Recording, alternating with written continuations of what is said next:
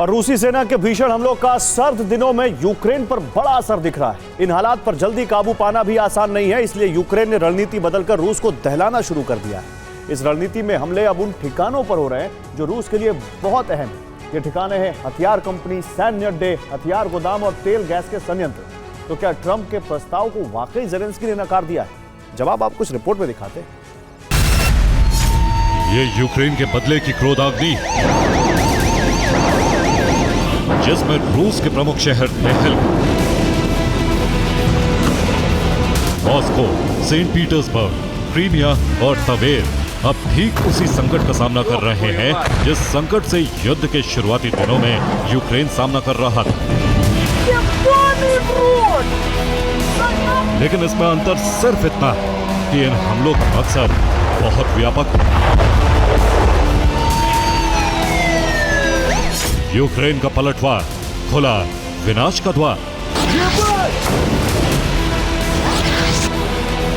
दरअसल रूस ने यूक्रेन के पावर प्लांट से लेकर हीटिंग प्लांट को तबाह करके ज़ेलेंस्की को घुटनों पर लाने की रणनीति के तहत हमले किए।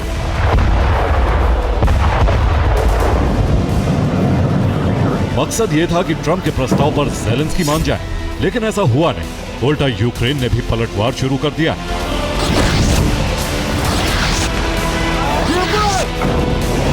ये वीडियो 5 दिसंबर का, जब यूक्रेन ने क्रास्नोदार क्राय पर हमला कर रूस को दहला दिया। इस हमले में रूस के तेमयुर्क पोर्ट पर 20 से ज्यादा फ्यूल टैंक नष्ट कर दिए गए। इसमें अहम बात यह है कि न सिर्फ इस पोर्ट के कुल फ्यूल टैंक का 70% ईंधन नष्ट हो गया, बल्कि रूसी सेना को आपूर्ति के लिए इस्तेमाल होने वाला कार्गो स्टेशन भी तबाह हो गया।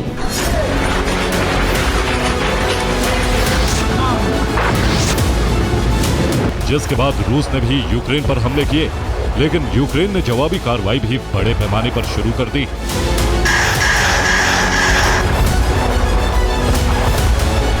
ये पिछली रात मॉस्को पर हुए हमले का वीडियो, जिसमें पूरा शहर धुएं से घिर गया, लेकिन नुकसान की पुख्ता जानकारी जारी नहीं। अब इस तस्वीर को देखिए, जो तवेर के डब्रोवकी में फैली बारूदी तबाही दिखा रही। दावा है कि हमला एक हैवी मटेरियल प्लांट पर किया गया, जिसके बाद तवेर क्षेत्र में भीषण आग फैल गई।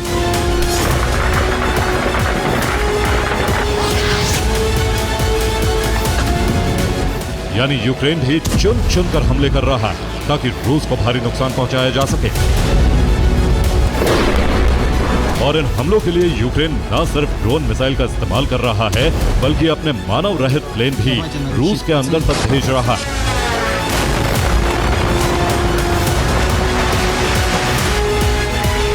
जिसका सबूत है यूक्रेन से उड़ान भरने वाला E-300 sky ranger ultra light विमान।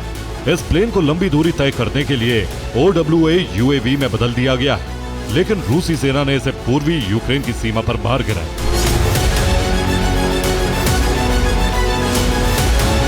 दावा है कि ऐसे प्लेन बम और मोटार राउंड से लैस करके भेजे जाते हैं, लेकिन जो प्लेन गिरा उसमें कोई भी विस्फोटक नहीं था, जिससे एक सवाल ने जन्म लिया कि क्या ये प्लेन अपना मिशन पूरा करके लौट रहा था।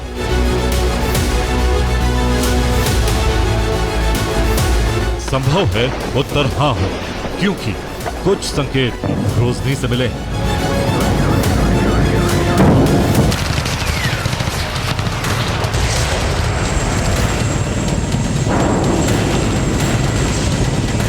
ग्रोज़नी की एक इमारत पर यूक्रेन ने ड्रोन हमला किया, जिसके बाद रमजान कादिरोव ने यूक्रेनी सेना से आमने सामने बैठक के लिए जगह बताने को कहा था। और यूक्रेन के लिए लड़ने वाले चेचनिया के इचकरिया लड़ाकों ने ग्रोज़नी को फिर दहला दिया, ये संदेश देते हुए कि कादिरोव ने जगह बताने को कहा था तो उन्हें बता दी गई।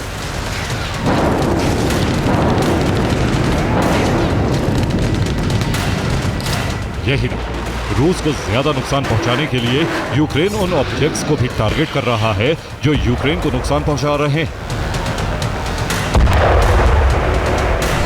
इसकी पुष्टि करती है ये तस्वीर, जिसमें यूक्रेन की अल्फा स्पेशल फोर्सेस ने रूस के Mi-26 हेलीकॉप्टर को ड्रोन से नष्ट कर दिया। जबकि यूक्रेन के हमले में बड़े टारगेट्स को हुए नुकसान की गिनती अभी बाकी।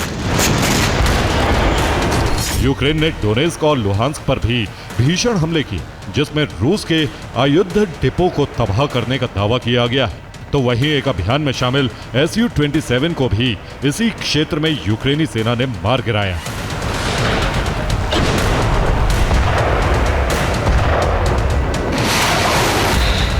इसके अलावा यूक्रेनी सेना ने रूस के प्रमुख ठिकानों पर हमला कर हाहाकार मचा दिया।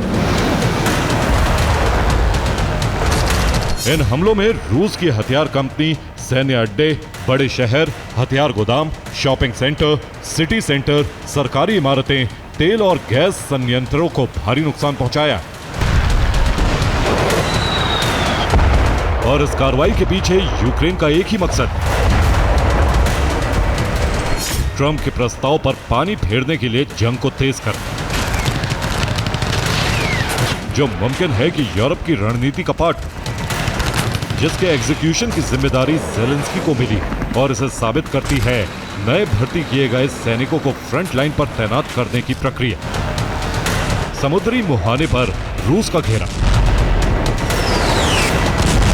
यह दावा रॉयल नेवी के जनरल का है, जिसमें उन्होंने समुद्री सीमा में रूस की घुसपैठ बढ़ने का दावा किया और इसी आधार पर अटलांटिक बेस्टियन कार्यक्रम शुरू करने की घोषणा भी कर दी गई, जिसमें अंडर वाटर हाइब्रिड फोर्स खतरे की पहचान करेगी और सुरक्षा के लिए प्लेन और दूसरे हथियारों को AI से कनेक्ट करेगी।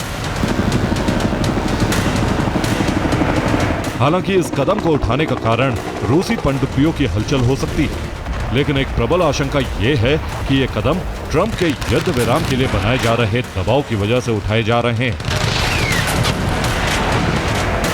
जिससे समुद्र में भविष्य की जंग के प्रबल संकेत मिल रहे हैं। Bureau report, TV9 Bharat.